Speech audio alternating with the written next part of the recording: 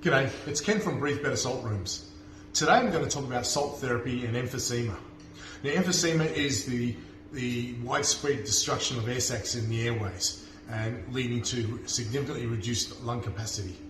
Now, most people find out they've got emphysema in their late 40s and early 50s, and most people, they were either smokers or former smokers or worked in an environment that was quite hostile in terms of the air they breathed in, like working with asbestos or concrete cutting, glass cutting, plastics and so forth. So what happens is that continued breathing in all these toxins have caused the destruction of the air sacs. Now, the problem is that people find out that they've got emphysema late in life.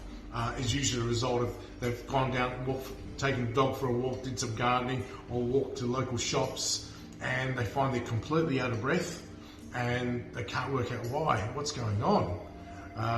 They go to a lung specialist who gives them a lung function test, and the results come back that they've got 40% lung capacity. Now, to us guys in the salt industry, that's no surprise, but the problem is that most people, they know smoking's bad, or they've worked in that work environment, but they haven't realised the extent of damage that they've been exposed to until they've been diagnosed with emphysema. So emphysema starts at that young age. So let's say we'll talk about smokers. So emphysema starts at a young age, let's say in their teens when they started smoking behind the shed at school. Now, what happens there is that as each air sac, the alveoli, that bursts or deflates or simply crumbles down, it gets destroyed. Now, it goes bit by bit over the years. Now, it's slowly but surely, but an adult has almost 500,000 air sacs in the airways. So losing 1, 2, 3 or 4 each time they have a drag or a cigarette they're not going to notice. It's not going to have a direct impact on their lives. But here's the problem. Not only is the smoke destroying the air sacs, but that air sac that's getting destroyed is actually an injury in the airways, and that causes inflammation around the tissues in the immediate surrounding areas, and then that inflammation left too long becomes stretch marks and eventually becomes scar tissue and an injury itself. And what was that small injury suddenly starts getting bigger and bigger with that inflammation, and so that inflammation becomes an injury itself, and then that causes inflammation around that surrounding tissue, causing a rapid destruction of air sacs in that vicinity.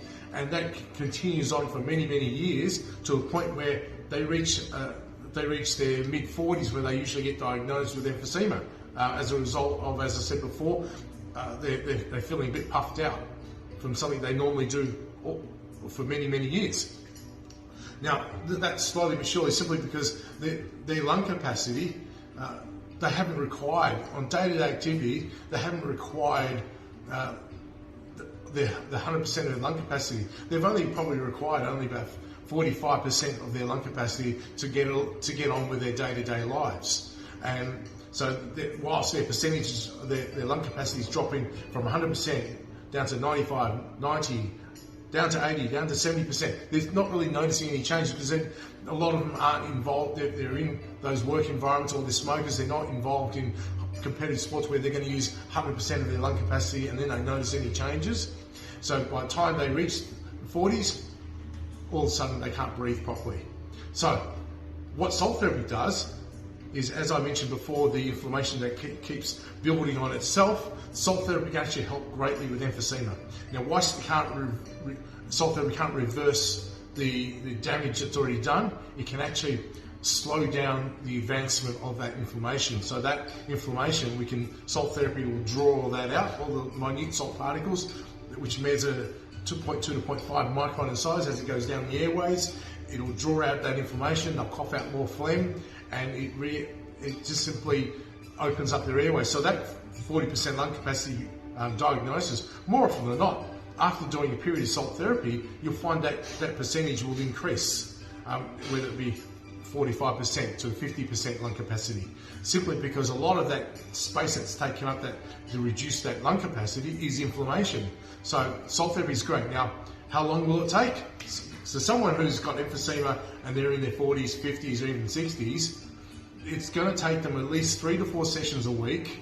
And my sessions here in my centre here are 45-minute long. So if they can do 3 to 4 sessions a week, it'll take them at least 4 months of regular salt therapy every week, 3-4 times a week, of coming and coughing up phlegm, coughing out all that congestion and reducing all that inflammation, rebuilding their immune system to the point where the airways, the little villi start working again and bringing up congestion. The cleaning process begins again. So they will be, the difference will be night and day. All of a sudden they can walk up that incline. All of a sudden they can take the dog for a walk. They can play with the grandkids. They can go for errands without having to be puffed out or resting on a park bench having a breather before they can go on.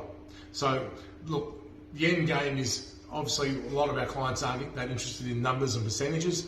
They're interested in what they can do, what they used to be able to do, what they can do after salt therapy. So salt therapy is great for emphysema. It draws out all that inflammation, but it takes time. It takes regular and consistent attendance of salt therapy.